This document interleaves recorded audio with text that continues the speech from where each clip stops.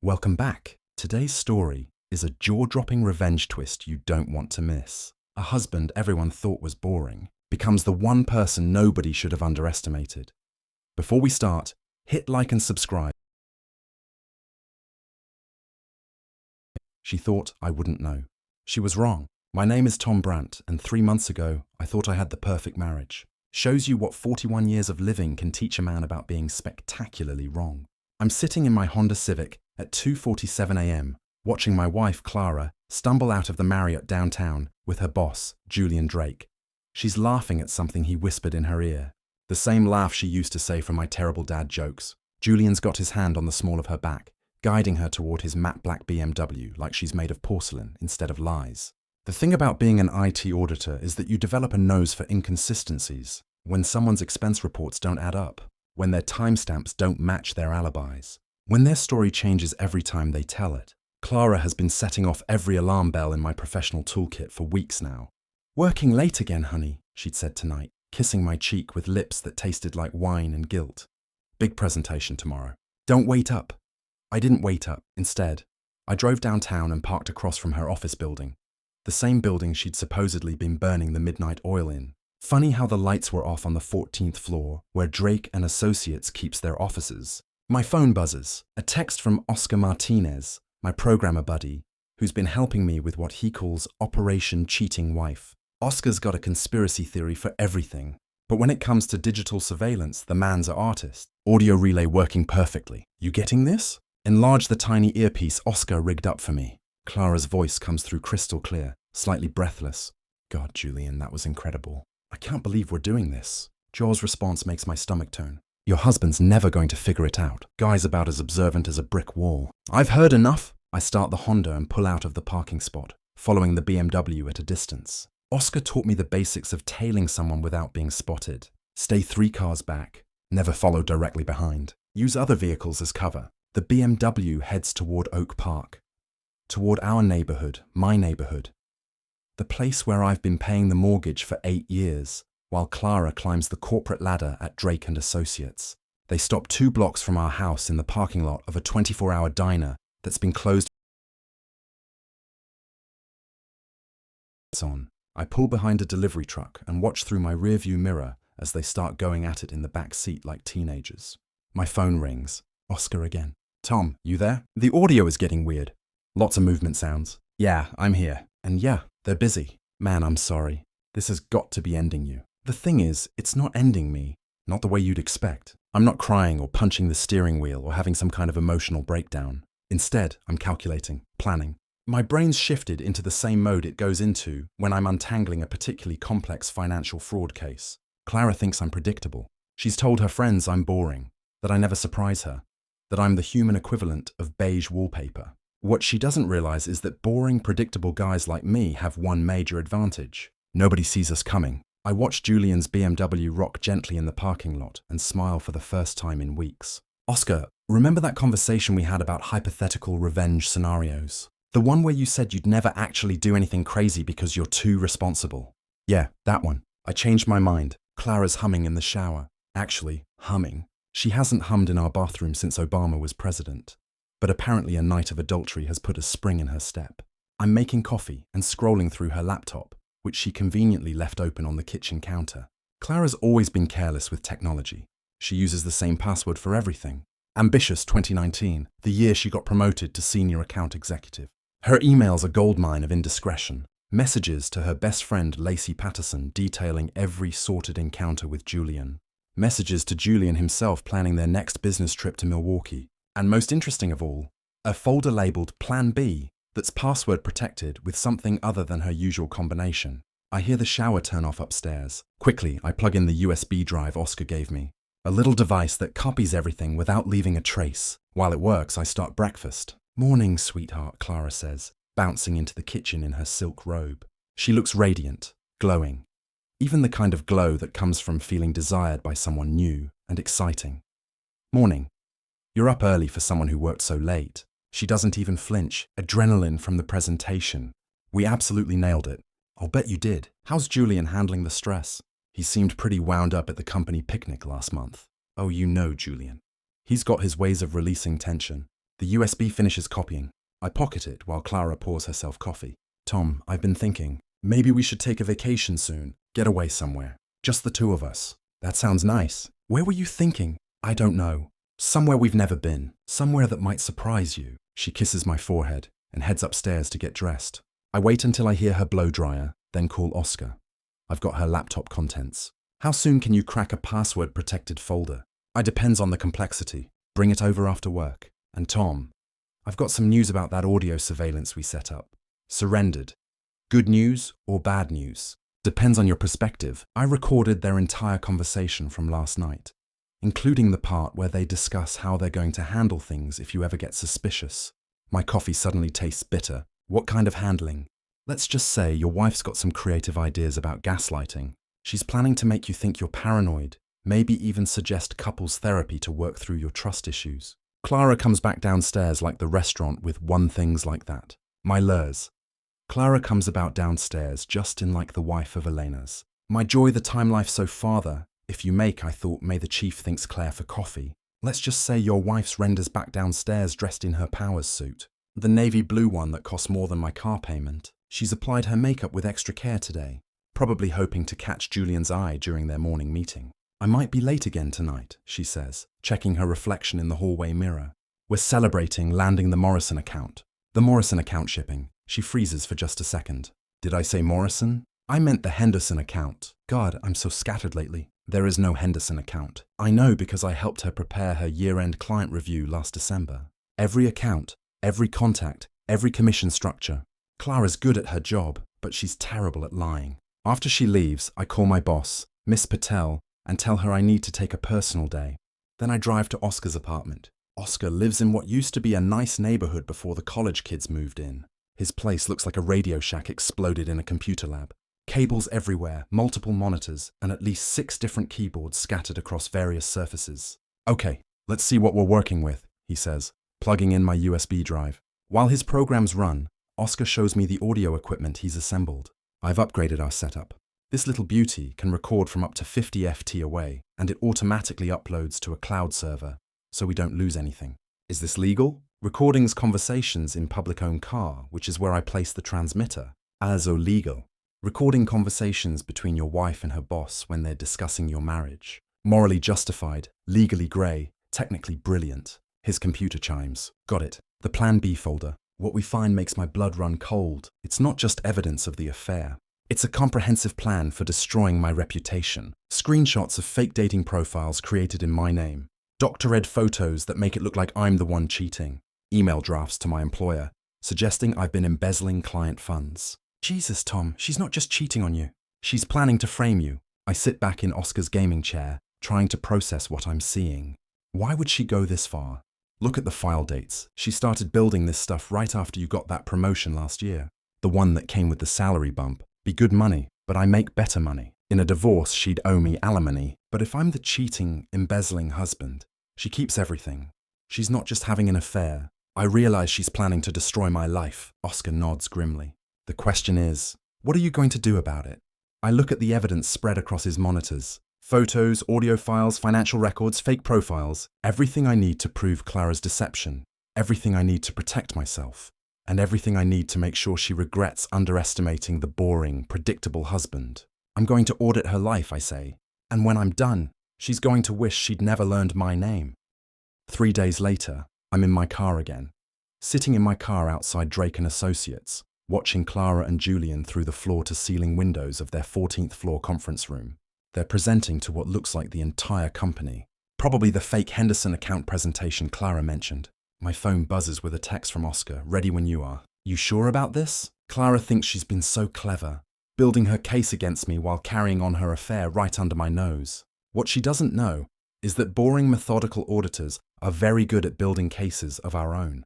Do it, I text back at exactly 2:30 p.m. during what appears to be Julian's portion of the presentation. Every screen in the Drain Associates conference room goes black. Then Clara's voice fills the room crystal clear through the building's sound system. God, Lacey, you should see him in bed. Julian's got this thing he does with his tongue that makes me forget my own name. And the best part, my boring husband has no clue. Tom's so predictable, so focused on his little spreadsheets and audit reports. He couldn't spot an affair if I brought Julian home for dinner. Erupts in conference room, erupts in chaos. I can see people pointing at Clara, who's gone white as paper. Julian's frantically trying to reach the AV controls, but Oscar's locked him out of the system. Lacey's voice joins the conversation. What if he finds out? And if he does, I've got a backup plan. I've been documenting some irregularities in his work, financial stuff. If Tom ever tries to divorce me, I'll make sure he loses everything. His job, his reputation, his precious moral high ground. By the time I'm done with him, he'll be lucky to get a job managing a McDonald's. The audio cuts to a different conversation. Clara and Julian in his car, recorded just 2 nights ago. Julian, your husband called my office today asking about the Henderson account. There is no Henderson account, you idiot. I told you we needed to keep our stories straight. Relax. Guy's dumber than a box of rocks. He bought the whole working late routine completely. Clara still. We need to be more careful. I'm not ready to pull the trigger on destroying him yet. I want to make sure I have everything I need first. The screens flicker back to life, showing a slideshow Oscar prepared. Photos of Clara and Julian at restaurants, hotels, and in the back seat of his BMW. Screenshots of the Plan B folder, including the fake dating profiles and forged financial documents. Email chains between Clara and Lacey discussing their scheme. The conference room has gone completely silent.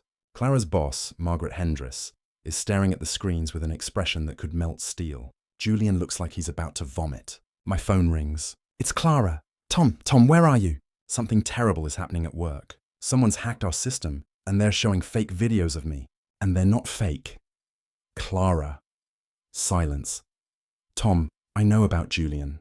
I know about the affair. The fake accounts you created in my name. The plan to frame me for embezzlement. I know everything. Shall I?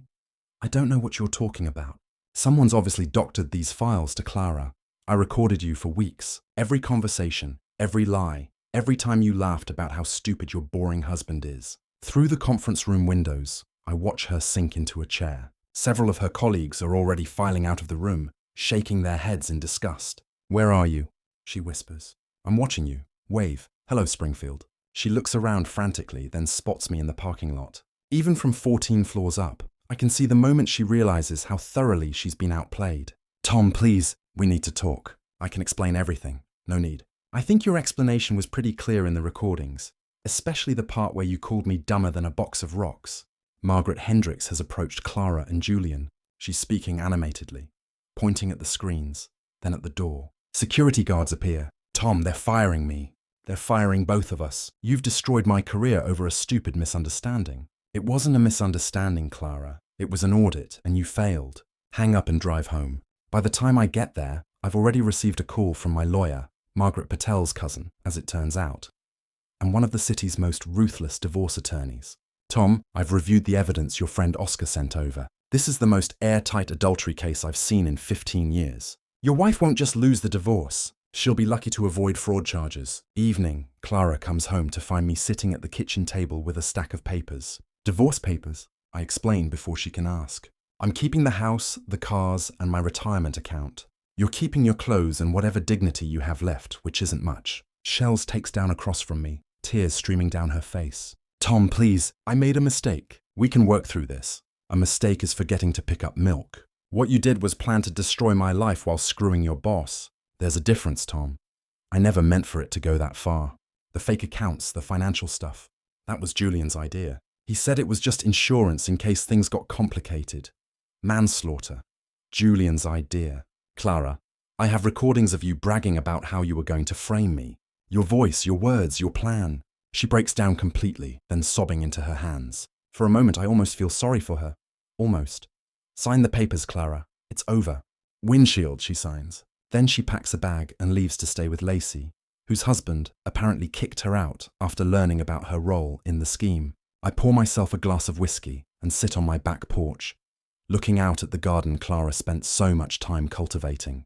Tomorrow, I'll start the process of rebuilding my life. Tonight, I'm going to enjoy the satisfaction of a job well done. My phone buzzes with a text from Oscar. Dude, you're trending on Twitter. And the boring husband revenge. People are calling you a hero. Tight. I'm not a hero.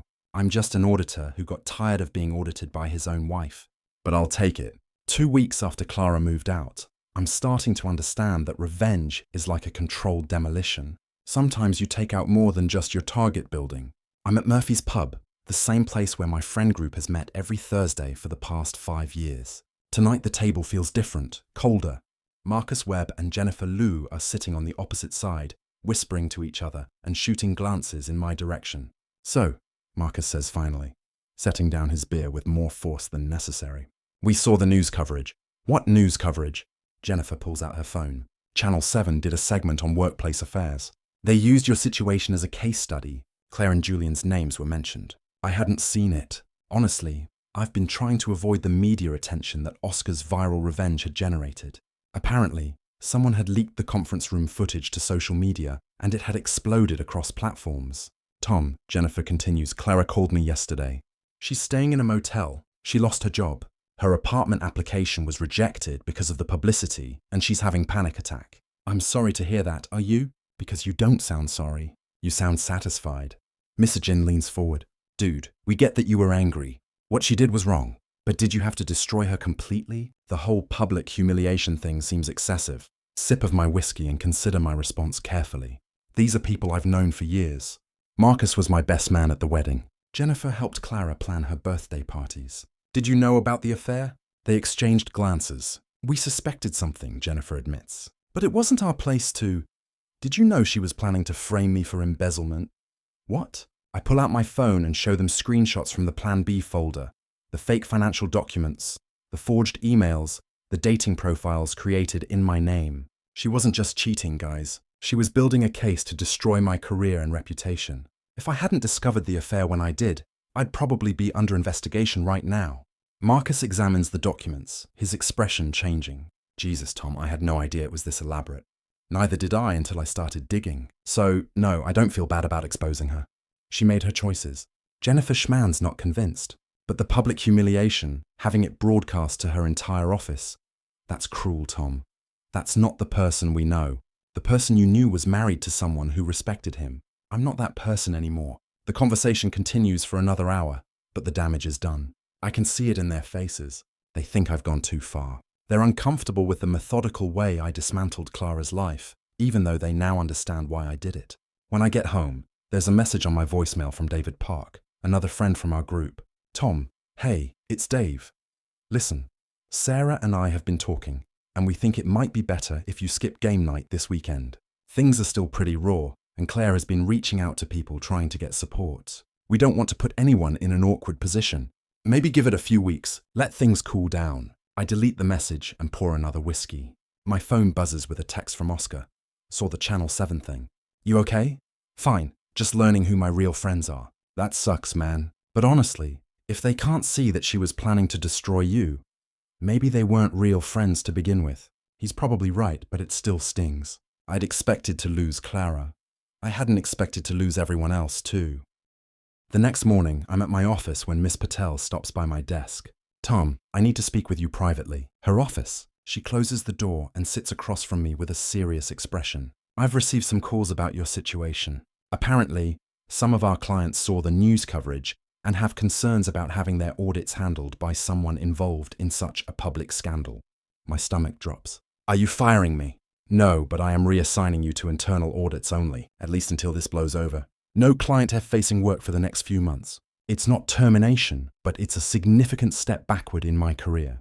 The kind of setback that takes years to recover from." "I understand. Doesn't matter. Between you and me, what your wife did was inexcusable, but the way you handled it, it's raised some questions about your judgment, about your ability to handle sensitive information appropriately." After she dismisses me, I sit in my car in the parking garage and call my lawyer.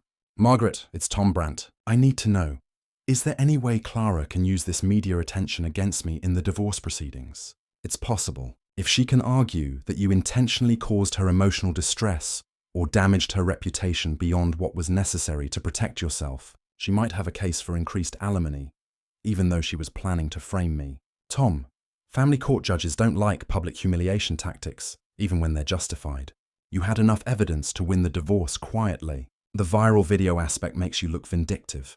I hang up and sit in the silence of the parking garage, realizing that my perfectly executed revenge might have been too perfect, too public, too devastating. Clara lost her job, her reputation, and her future. But I'm losing my friends, my career prospects, and potentially my advantage in the divorce. Maybe boring, predictable guys should stick to being boring and predictable. But it's too late for that now. 6 weeks after the conference room incident, I'm sitting across from Clara in a downtown coffee shop. She looks terrible. Thinner, hollow-eyed, wearing clothes that have seen better days. The confident, ambitious woman I married has been replaced by someone who flinches when strangers look at her too long. "Thank you for meeting me," she says quietly. Margaret thought it might help with the settlement negotiations. Clara nods and wraps her hands around her coffee cup like it's the only warm thing in her world. "Tom, I need you to know how sorry I am. Not just about the affair, but about everything. The fake accounts, the plan to frame you. I was so scared of losing everything that I convinced myself you were the enemy. I was never your enemy, Clara. I was just your husband. I know that now, Julian. He convinced me that you were planning to leave me anyway, that you'd been talking to lawyers, that you were bored with our marriage and looking for an excuse to get out. Were you really that unhappy?" Shedding for a long quiet for a long time. "I was unhappy with myself. You were stable, reliable, successful, everything I thought I wanted. But I felt like I was disappearing next to you, like I was just Tom Brandt's wife instead of Clara Morrison. No, I do know. I'd felt the same way sometimes, like I was just Clara's boring husband. The affair made me feel alive again," she continues, "like I was interesting and desirable and worth taking risks for. It was stupid and selfish, but it was the first time in years I felt like myself. And the plan to frame me, that was pure panic. That was Kirsten Clear's just judgment to me. That was pure panic. And the affair of Lesting was to it. When I realized how deep I'd gotten with Julian, how much I had to lose if you found out, I wasn't thinking clearly. I convinced myself that you'd try to destroy me, so I had to protect myself first by destroying me instead. And I'm so sorry." We sit in silence for a few minutes. Around us, the coffee shop buzzes with normal life. People meeting for dates, students studying, business meetings over lattes. Normal people living normal lives that haven't been blown apart by betrayal and revenge. "Clara, I need to ask you something. And I need you to be honest, okay? If I hadn't caught you, if your plan had worked, would you have gone through with it? Would you have actually tried to have me arrested for embezzlement?" She looks down at her hands. "I don't know. I want to say no, but honestly, I was so deep in the lies by then. I might have convinced myself it was necessary." At least she's being honest now. "What happened with Julian? He fired me the day after the conference room thing. Told me I was a liability and that he couldn't be associated with someone so unstable. Then he had his lawyer send me a cease and desist letter, threatening to sue me if I ever contact him again. He threw you under the bus completely. Turns out he's married with 2 kids. His wife filed for divorce the next week. He's trying to paint me as some kind of stalker who seduced him. I almost feel sorry for her. Almost. What are you going to do now?" "I don't know. I can't get hired anywhere in advertising. The stories followed me to every interview. I'm thinking about moving back to Portland, staying with my sister until I can figure something out. That's probably for the best. Relinquax."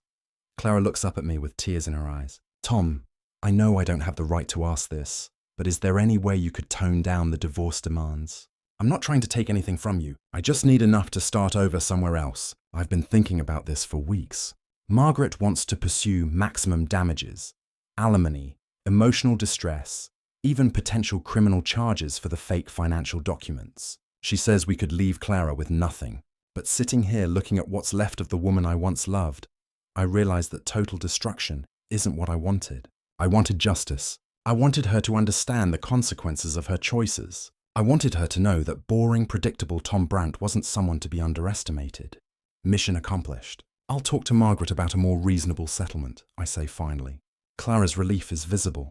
"Thank you. That's more than I deserve." "Yes, it is. I am not to believe. I love themselves. I set you in so far for it."